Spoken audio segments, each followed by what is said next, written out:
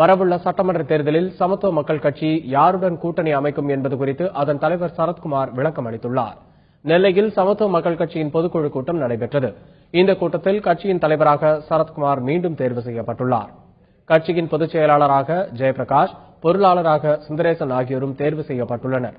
அவைத் தலைவராக செல்வராஜும், துணைத் தலைவராக காளிதாசும், கொள்கை பரப்பு செயலாளராக விவேகானந்தன் ஆகியோரும் தேர்ந்தெடுக்கப்பட்டுள்ளனர். இந்த கூட்டத்தில் பேசிய சரத்குமார், சமத்துவ மக்கள் கட்சிக்கு கணிசமான வாக்கு வங்கி உள்ளது என்றும், வரவுள்ள சட்டமன்ற தேர்தலில் யாருடன் கூட்டணி அமைப்போம் என்பது குறித்தும் விளக்கம் அளித்தார். நம்ம 10% வரும், 5% வாக்கு வரும், எப்படி வரும்? நம்ம நின்று பார்த்தா தெரியும். நீங்க கூட்டணி போட்டிருக்காங்க. நான் ஒரு கணக்கு பார்த்த ஒரு பத்திரிகையை படித்தேன். 46% அனைத்து அண்ணா திராவிட முன்னேற்றம் பிளஸ் தமாக இருக்கு. பிளஸ் தமாக வாட் இஸ் பிளஸ் தமாக? தென் வாட் இஸ் தமாக percentage? அப்ப அது இருக்கா இல்லையா?